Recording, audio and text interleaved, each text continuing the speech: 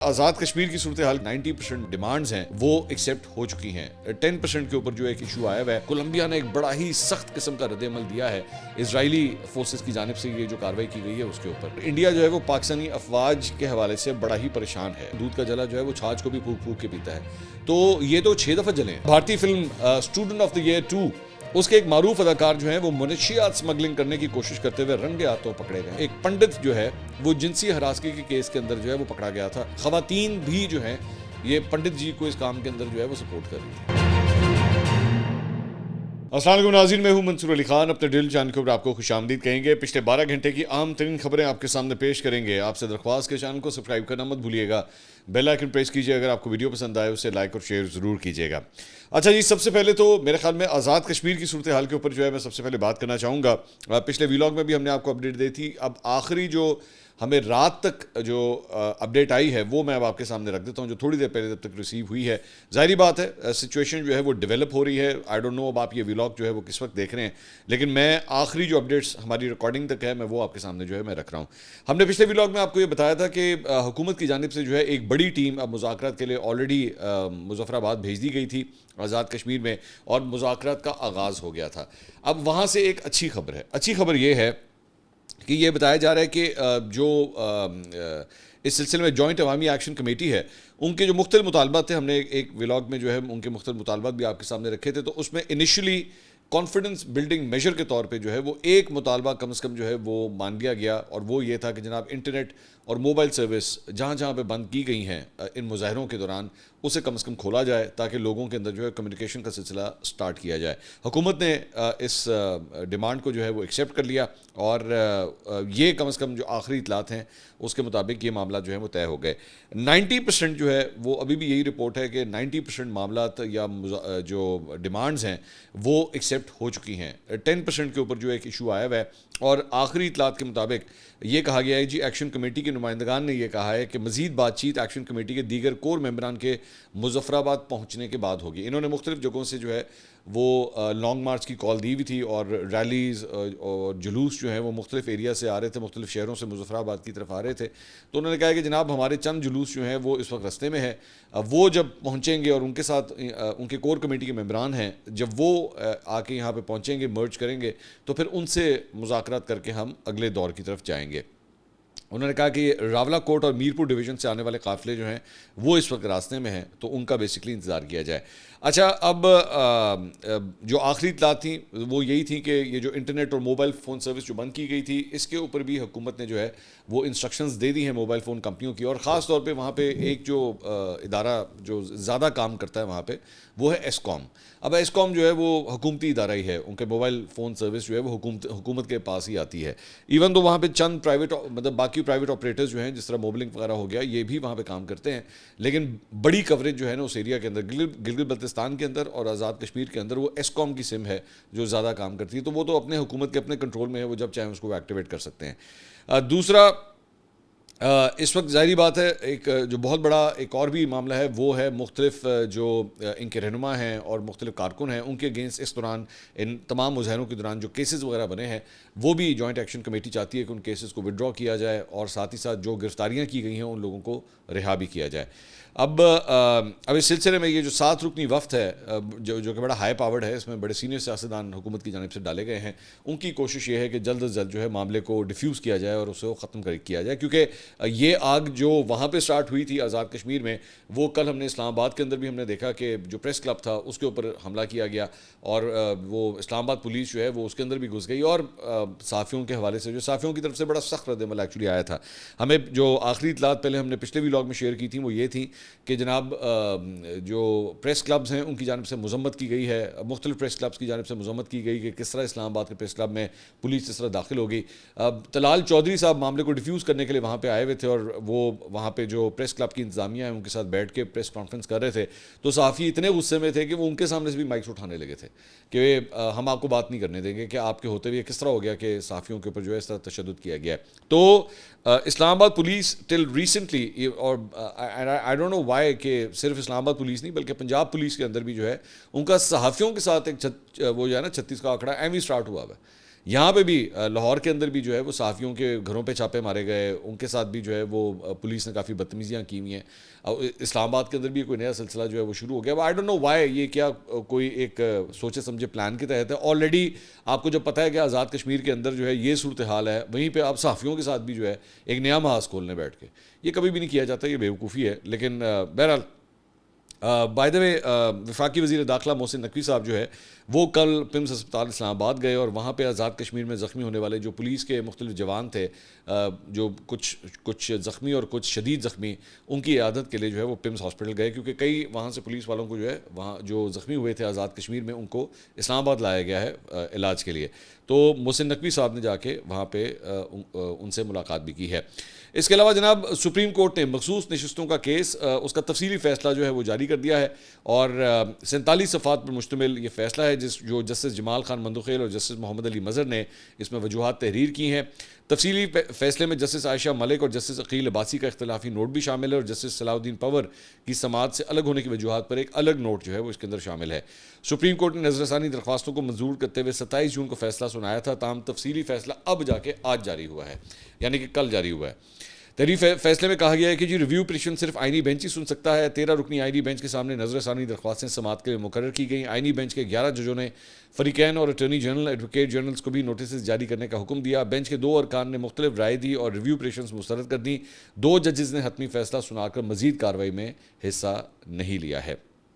اس کے علاوہ جناب عمران خان صاحب سے ملاقات کے لیے علی امین گنڈا پور نے چیف جسٹس کو درخواست دے دی ہے. اب یہ اس کے اوپر بھی جو ہے بڑی انٹرسٹنگ کامنٹری سوشل میڈیا کے اوپر ہو رہی ہے کہ عمران خان صاحب سے ملاقات کرنے کے لیے کیا واقعی علی امین گنڈا پور کو چیف جسٹس سے ملنے کی ضرورت ہے؟ مطلب پاکستان تحریک انصاف کے اپنے کارکن جو اس وقت آبویسلی مختلف کیمپس کے اندر بٹے ہوئے ہیں, جس میں علی امین گنڈا پور کے اوپر زیادہ جو ہے وہ ان کے اوپر تنقید ہو رہی ہے, گنڈا پور صاحب کے اوپر.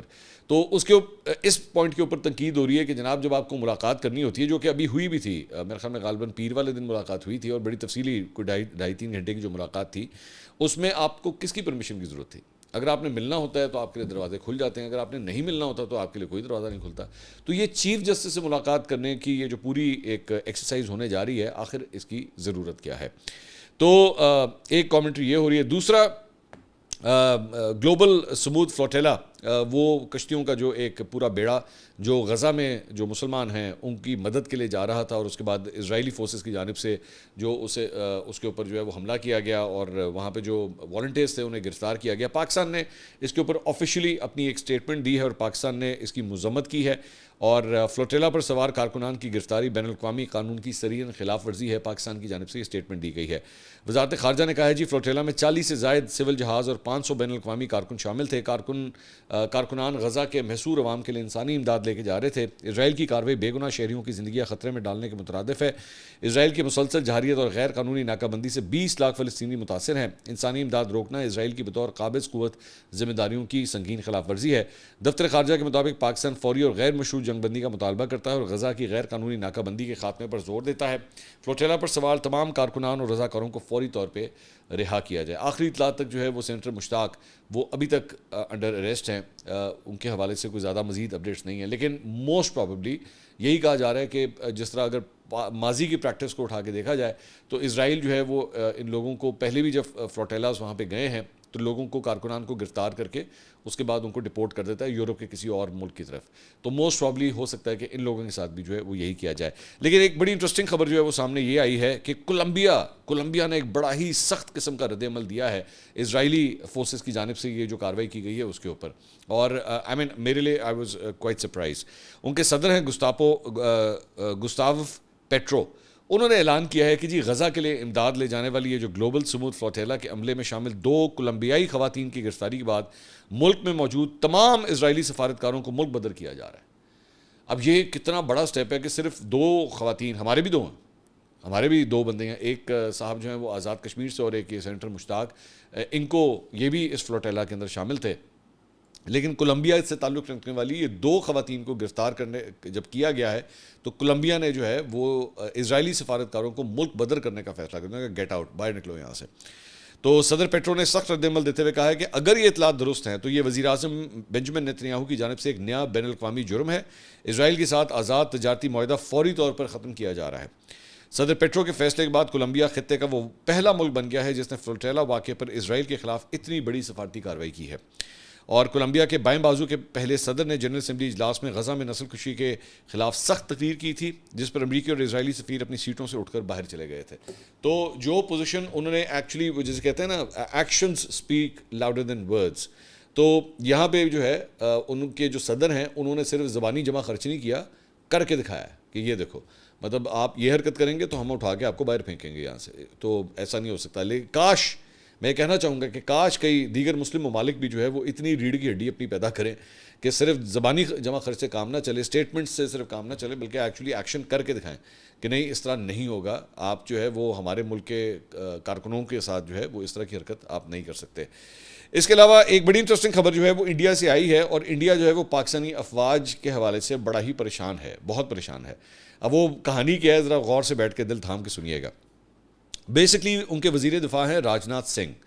انہوں نے وہاں پہ جو ہے وہاں پہ ایک فوجی اڈے کے اوپر جو ہے اپنے فوجیوں سے بات چیت کرتے ہوئے انہوں نے کہا ہے کہ جی پاکستان جو ہے وہ ہماری اطلاعات کے مطابق سر کریک کا جو علاقہ ہے، اب سر کریک کا علاقہ جو ہے نا وہ پاکستان کے مختلف تنازعات ہیں بھارت کے ساتھ. سر کریک کا علاقہ جو ہے وہ بھی ایک وجہ تنازع ہے، جس طرح کشمیر کا ایک ایشو ہے. سر کریک کا علاقہ جو ہے یہ بحیرہ عرب کے ایریا کے اندر جو ہے وہ آتا ہے، اور اس کا بھی ایک تنازع چل رہا ہے کہ پاکستان اور بھارت کی باؤنڈریز ایکچولی یہاں پہ ہیں کہاں پہ.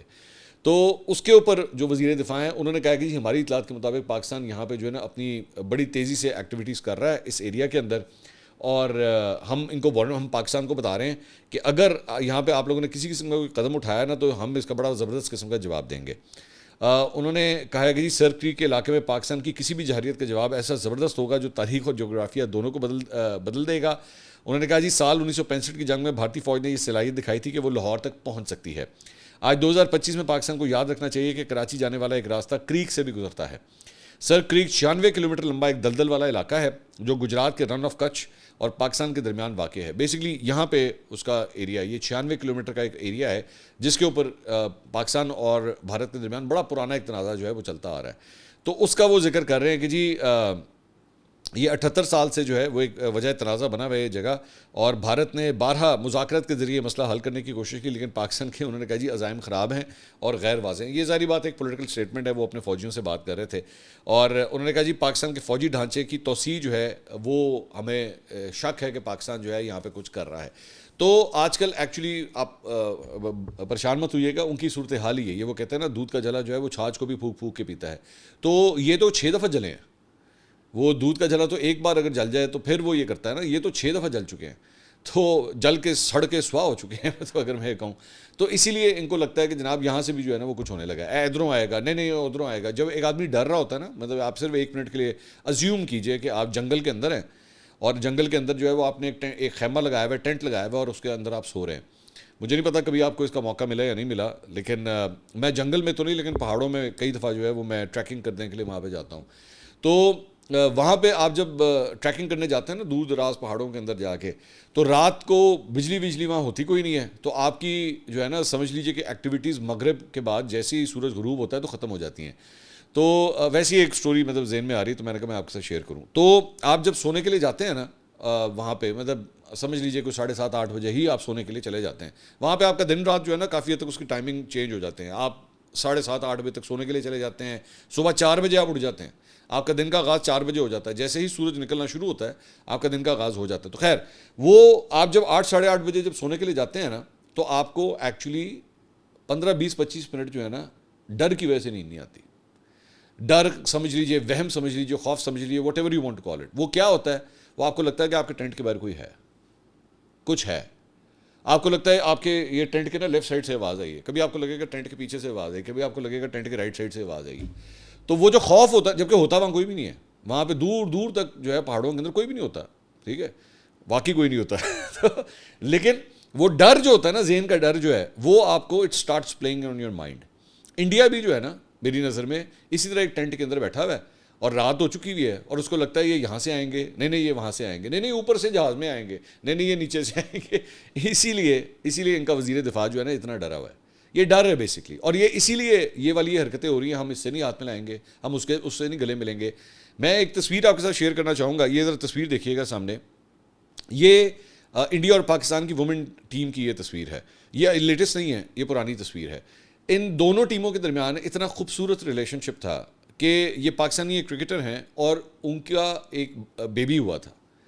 تو یہ انڈیا کی ساری ٹیم جو ہے اس بچے کے ارد گرد اکٹھے ہو کے, جیسے خالائیں اور پھوپھیاں نہیں ہوتی, وہ اس طرح جو ہے اس بچے کے ساتھ کھیل رہی ہیں. ٹھیک ہے, آپس میں ظاہری بات ہے لینگویج بیریئر ہے کوئی نہیں, آپس میں اسی طرح ہی بات کرتے ہیں. ٹھیک ہے, ہم اردو بولتے ہیں, وہ ہندی بولتے ہیں, لیکن دونوں ایک دوسرے کو سمجھ لیتے ہیں. تو اس طرح آپس میں وہ جیسے خالائیں اور پھوپھیاں آتی ہیں نا ناز نخرے اٹھانے کے لیے, نظر اتارنے کے لیے, اس طرح اس کے ارد گرد اکٹھی ہوں. یہ ایسا ریلیشن شپ تھا. لیکن ان کمبختوں نے, یہ جو ان کے سیاستدان ہیں نریندر مودی وغیرہ, اور یہ کس حد تک لے آئے ہیں کہ ابھی 5 تاریخ کو اب یہ خواتین کے درمیان جب میچ ہوگا تو یہ ایک دوسرے سے بات تک نہیں کریں گے, یہ ایک دوسرے سے ہاتھ تک نہیں ملائیں گے, کیونکہ گورنمنٹ کی انسٹرکشن ہے. کتنے شرم کی بات. اب ان میں سے کئی لڑکیاں جو ہیں اسی تصویر کے اندر شامل ہوں گی, اسی تصویر کے اندر یہ آپس میں میل ملاپ کر رہی ہوں گی, سب کچھ. پریٹی شیور, مجھے پتہ ہے اس بات کا. آپس میں ظاہری بات ہے جب یہ پلیئرز آپس میں کھیلتے ہیں نمبرز بھی ایکسچینج ہوتے ہیں, آپس میں آپ رابطے میں بھی ہوتے ہیں. میں بھی کئی انڈین جرنلسٹ کو جانتا ہوں, میں نے کام کیا ہوا ہے اسپورٹس کے اندر. تو اس دور کے آج تک میرے کئی انڈین جرنلسٹ جو ہیں وہ جاننے والے ہیں. لیکن ایسا تو نہیں ہوگا کہ وہ اپنے حکومت کے کہنے کی وجہ سے مجھ سے رابطہ بند کر دیں گے, نہیں. تو ادھر بھی یہی ہوگا. لیکن کیونکہ وہاں پہ کیمرے آن ہوں گے, کیونکہ وہ میچ جو ہے وہ لائیو ٹرانسمیشن اس کی جاری ہوگی, تو جناب ان سب کو بھی اس بات کا خیال رکھنا ہوگا کہ ہم نے آپس میں بالکل ہنس مسکرا کے کوئی بات نہیں کرنی.